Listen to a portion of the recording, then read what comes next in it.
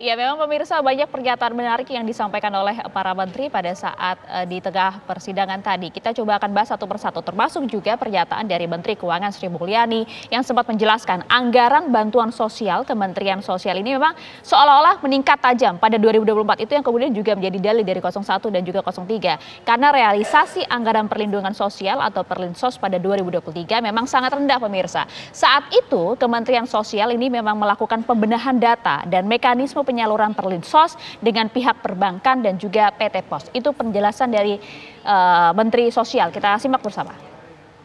Berkaitan dengan 6 tahun terakhir pelaksanaan atau pencairan anggaran di Januari Februari acek tadi Ibu. Tapi ada di 2023 mengalami pengecualian karena ada koordinasi dengan perbankan. Tadi maksudnya apa Ibu? Jadi tadi yang disampaikan oleh Ibu Mensos dengan 2023 yang tadi masih ada penataan kembali data maupun penyalurannya dengan perbankan maupun pos, memang realisasi Januari Februari hanya kurang dari 1 triliun. Sementara pada Januari Februari di tahun-tahun biasanya itu bansos yang dari Kemensos pencairannya itu tertinggi pada tahun 2021 yaitu 19,1 triliun dan untuk tahun 2024 itu 12,8. Jadi yang mulia Ketua Hakim, kami kemudian memang menunjukkan seolah-olah ada lonjakan dari bansos Kemensos di tahun 2024 padahal itu karena basisnya di 2023.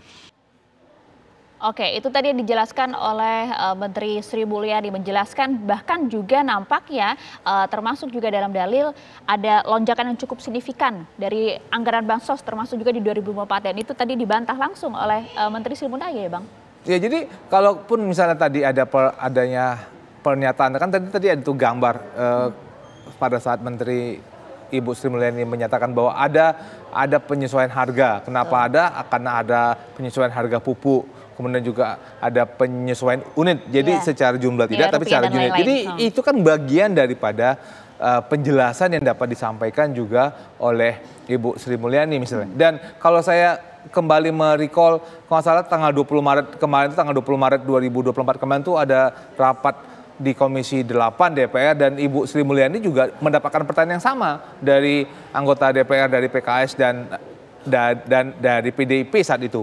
Kenapa? Apakah memang betul dibagikan pada bulan Januari dan Februari untuk proses pendistribusian? Dan Ibu Menteri Sosial mengkonfirmasi memang selama ini selalu terjadi distribusi pada bulan Januari dan Februari. Kecuali memang tadi 2023 karena ada perbaikan, saya mengatakannya perbaikan tata kelola lah dalam proses distribusi. Dan saya rasa itu sesuatu yang dari segi pemerintah kan bukankah kita tidak ingin agar ada warga negara yang tidak mendapatkan bansos ataupun proses distribusinya tidak sesuai. Dan saya rasa apa yang disampaikan oleh Ibu Sri Mulyani itu menjawab apa yang selama ini selalu disampaikan oleh paslon 1 dan 3 bahwa ada desain kenapa sengaja diubah pada sengaja kok seakan di bulan Januari Februari proses distribusi tersebut.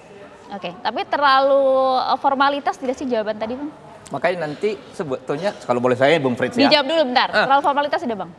Ini yang kadang-kadang saya bingung lah. Kan bukankah ini kembali lagi Ibu para menteri tersebut kan hadir dengan dia di bawah sumpahnya sebagai menteri. Nah, itu dia. Sumpah jabatan itu akan melekat kepada mereka pada saat mereka menjawab. Kalau suatu hari ternyata itu mereka tidak menyampaikan secara betul, saya yakin para anggota dewan juga bisa melihat bahwa ada dasar akan ada dampak-dampak yang bisa berhubungan kepada mereka. Kalau kembali lagi saya mau quote kalau tadi disampaikan oleh Bang Firman misalnya tadi kembali mengatakan kepada ahli yang disampaikan dibawa oleh paslon 3 dalam persidangan dan juga ada Pak Hamdi Muluk. Kalau teman-teman bisa melihat apa yang kemarin kami ahli yang kami ajukan kemarin ada Hasan Nasbi dan ada juga Pak M Kodari dengan mengquote bukan hasil penelitiannya untuk mengquote hasil penelitiannya Kompas dan hasil penelitian Kompas menyatakan kalau membaca secara penuh bansos tersebut tidak punya efek kepada elektabilitas. Itu dua hal yang berbeda dan itu kesimpulan daripada Kompas. Jadi saya melihat bahwa ada riset yang sudah dilakukan, ada pernyataan dari Ibu Sri Mulyani. Kok masih belum percaya juga sih paslon 1 dan 3 nih? Gimana Bang Firman? Bang. itu kan baru sesi pertama. Sesi Nggak pertama. normatif kok katanya Iya. Bang, cukup jelas. Ya iya, tapi menurut pandangan kita dan saya kira publik juga itu normatif karena masih belum ada dialog yang mendalam. Makanya kita harapkan di sisi kedua nanti hakim mahkamah bisa melakukan pengembangan, pendalaman. Seperti yang disampaikan misalnya tadi Pak Airlangga sebagai Menko Perekonomian, di negara-negara juga yang mendapat soal bantuan sosial itu dan sekeluru itu kan tidak ada pemilihan umumnya.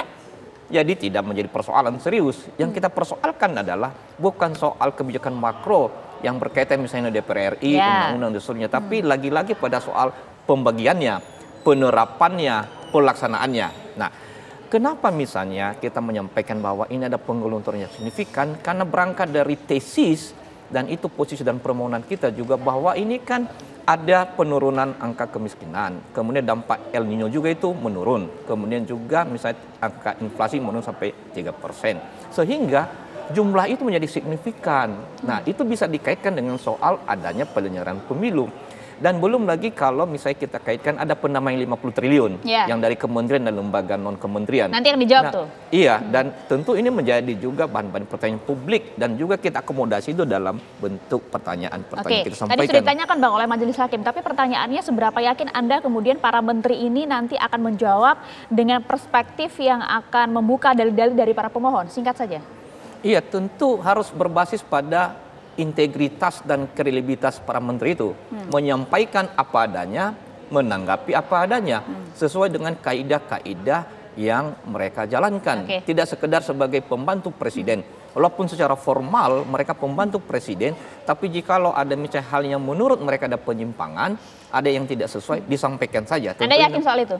Kita tunggu aja di sesi kedua. Saya begitu. bukan dalam posisi menuduh. Kita kan harus dengan kebeningan hati nurani dan kejernihan akal budi ya. Jadi itulah beberapa hal yang kami sampaikan. Dan posisi ini kan bukan saksi ya. Bukan saksi ahli, bukan saksi fakta. Pemberi keterangan. Maka atribusinya adalah pemberi keterangan. Makanya tidak disumpah, tidak diambil juga janji. Tetapi bahwa ini masukan serius bagi mahkamah, iya. Makanya mahkamah sangat intens tadi untuk menanyakan ini, menyampaikan pemikiran. Tapi yang penting sesi keduanya. Nah, kiranya beberapa hal yang kurang disentuh oleh menteri ini karena yang bersifat normatif supaya dikembangkan oleh hakim mahkamah. Menarik untuk kita saksikan nanti sesi kedua jawaban dari keempat menteri tersebut di Mahkamah Konstitusi. Saat lagi pemirsa, Breaking News TV One kembali untuk Anda.